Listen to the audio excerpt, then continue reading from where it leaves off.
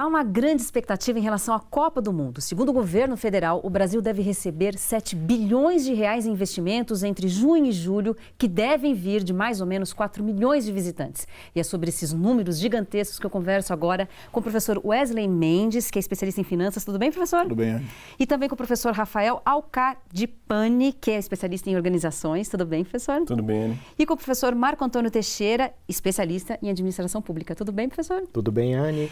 Professor Wesley, eu começo pelo senhor perguntando o seguinte: por que alguns países decidem e acreditam que um evento grande como Copa do Mundo pode ser bom para eles? Em geral, há uma convicção entre os países que optam por ou se candidatam a sediar eventos desse tipo, no seguinte aspecto, que são eventos de curta duração, porém que deles se esperam que haja efeitos de longo prazo, como melhorias de transporte, saúde e educação. Isso acontece de fato, professor? As pesquisas mostram que raramente os benefícios decorrentes que são atribuíveis a esse tipo de evento eles não se realizam. E professor Rafael, tem muita pressão num evento tão grande como esse? Olha, em geral esses eventos trazem questionamentos da população com relação aos gastos feitos, especialmente os gastos públicos, né?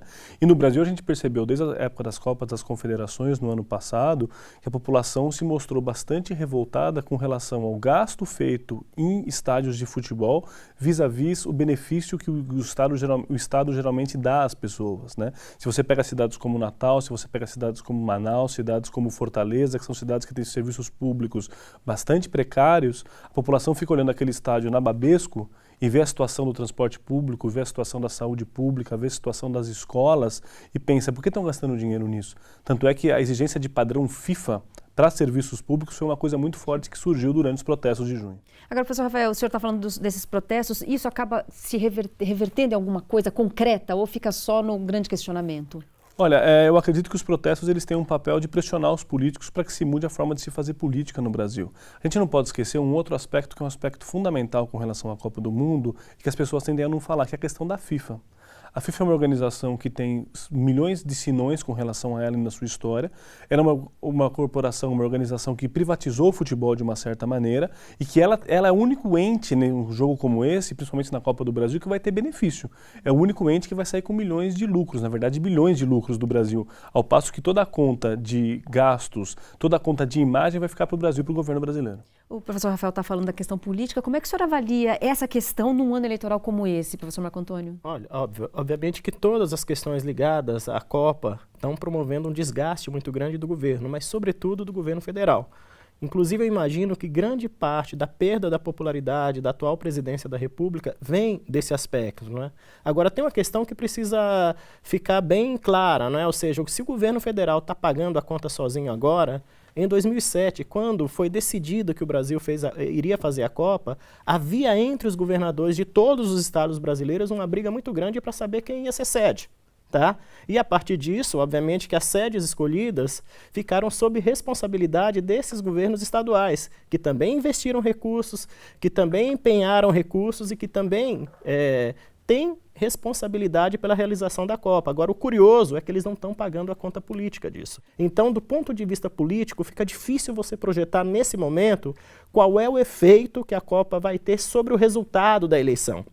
Acredito eu que o efeito pode ser se o Brasil for muito mal na Copa, for desclassificado, e o efeito pode ser outro se o Brasil for campeão. Temos que esperar um pouco ainda para verificar. Professor Wesley, eu queria perguntar para o senhor, o professor Marco Antônio está falando dos malefícios que pode causar a Copa esse ano aqui no Brasil, mas em outros países, que tipo de benefício eles tiveram sediando a Copa do Mundo? As pesquisas mostram, os analistas que são focados no entendimento dessas questões relativas a eventos de grande envergadura como Copa do Mundo, apontam que raramente os países conseguem ter benefícios líquidos disso. Se a gente entender Copa do Mundo como um investimento, porque ele o é, podemos lê-lo a partir da seguinte ideia. Um pecado que se costuma cometer na avaliação da viabilidade do investimento é superestimar os benefícios e subestimar os custos dele. E isso com alguma frequência acontece. Então, por basicamente 3 motivos, os benefícios líquidos não chegam para os países.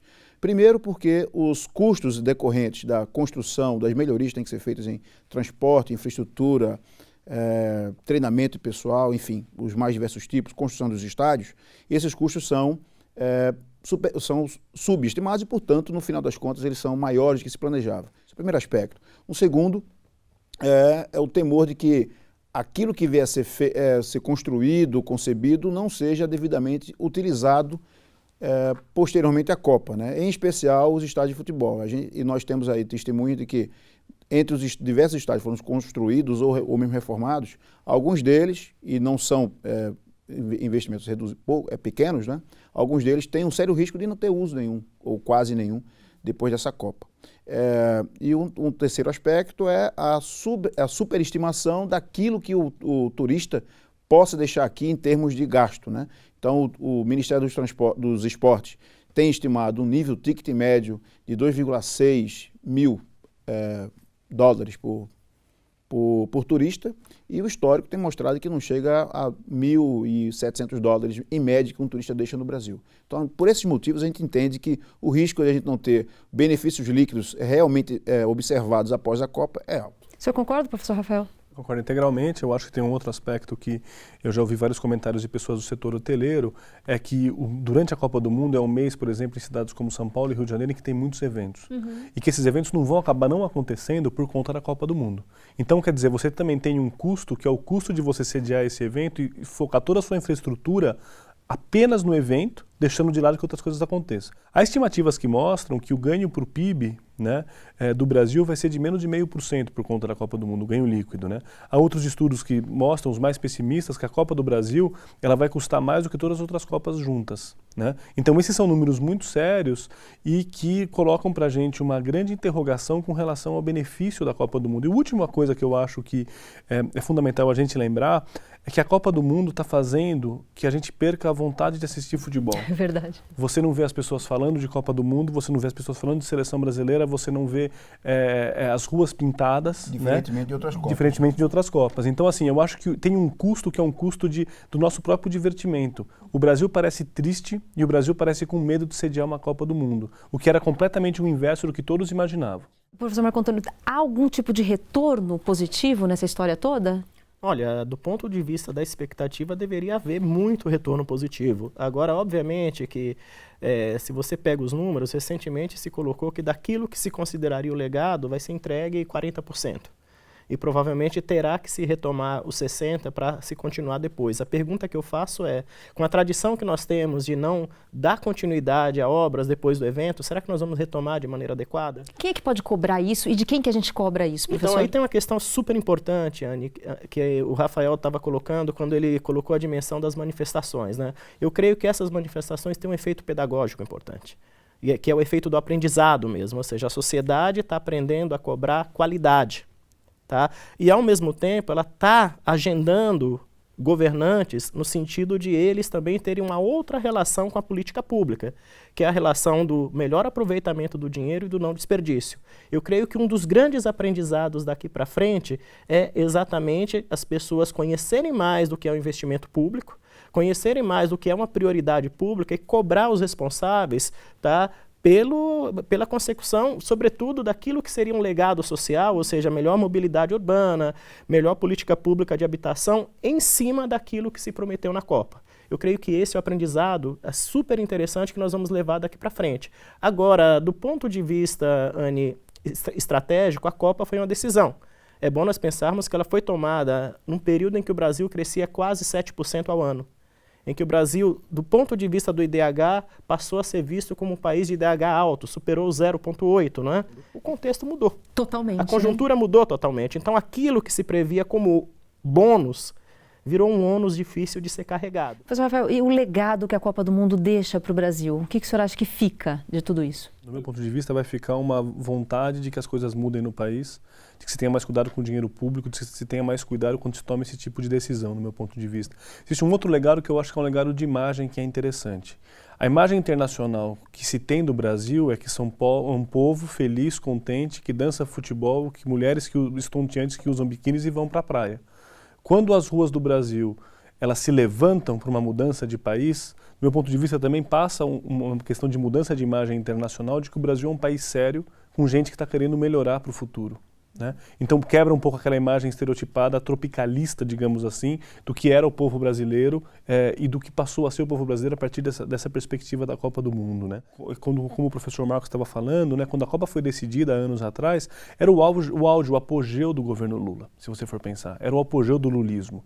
O que a Copa do Mundo talvez possa marcar e pode evidenciar é o declínio do lulismo. É uma necessidade de você mudar o paradigma. O paradigma, se você for pensar da época do Fernando Henrique, ele foi um paradigma que trouxe coisas boas para o Brasil, como coisas ruins, mas mais boas do que ruins. A época do Lula também trouxe uma série de coisas boas, mas talvez esteja um momento que a gente está precisando mudar o modelo e que o Brasil precisa repensar como é que ele vai se desenvolver daqui para frente. Por falar em mudança de modelo, o que o senhor acha disso, professor Marcos? É possível, é viável e essa mudança de modelo ela é rápida?